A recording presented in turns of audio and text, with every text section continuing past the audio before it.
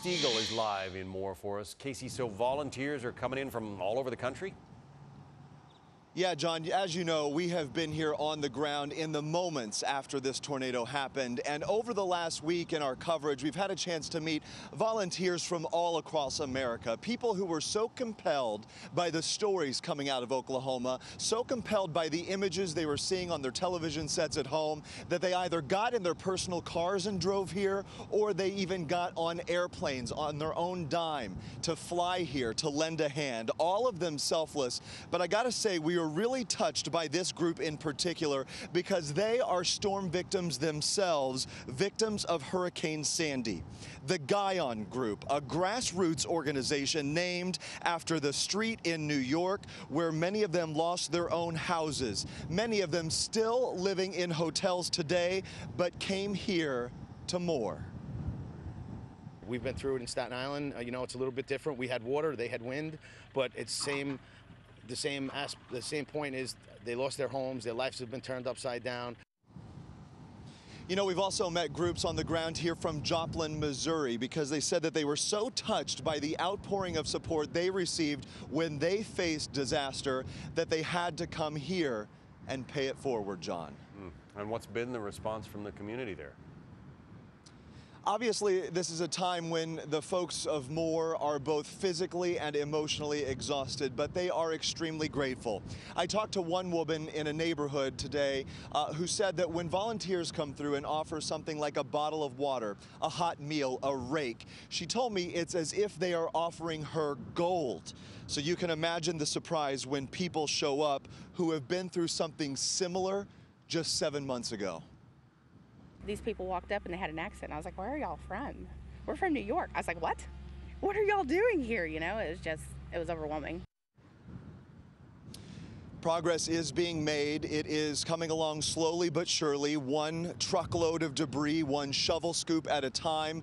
But John, as we know, this community was virtually wiped off the map in 1999 with that deadly twister, another EF5 that came through here.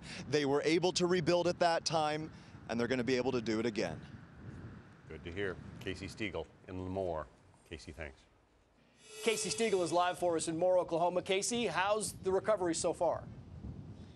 Well, Trey, slowly but surely things are coming along, and you know it is going to take some time, obviously, when you have an area this large, some 17 miles long. This tornado cut a path through, and you stand here and you can look at the damage. And I want to get out of the way and show you a live look back there, and you can see why stuff is not going to happen overnight. That is what is left of the only hospital in town, the Moore Medical Center. And when you look at that, you can see how it could take months, even years, to get Moore, Oklahoma back to where it was. But we are seeing progress. New power lines going up, truckloads of debris being hauled out, victims managing to find something, anything, to remind them of life prior to last Monday. We found a stuffed animal of my oldest daughter's that never could have been replaced. And regardless if it was a stuffed animal or not, it meant something to her. And you know, it's just overwhelming. There are about 450 FEMA representatives among the thousands who are here lending a hand, Trace. Yeah, and speaking of lending a hand, we understand that you've met a unique set of volunteers, Casey. What can you tell us? Yeah, Trace, a group of about 20 people from the East Coast, victims themselves of Superstorm Sandy. After that disaster, they say that they knew exactly what these people were going through, and cutting through the red tape sometimes of getting some federal aid, they formed a group called the Guyon Group. Guyon from the street on Staten Island, where many of them once had homes. This organization raises money for storm victims, and a handful of them made their way to Oklahoma knowing what the people here were facing.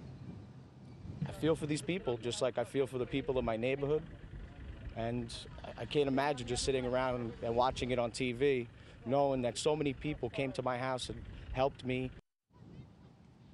That man there lost his home. His wife and young children are still living in a hotel to this day, Trace, some 7 months after Superstorm Sandy hit. Casey Stiegel continuing the coverage of the devastation in Moore, Oklahoma. Casey, thank you.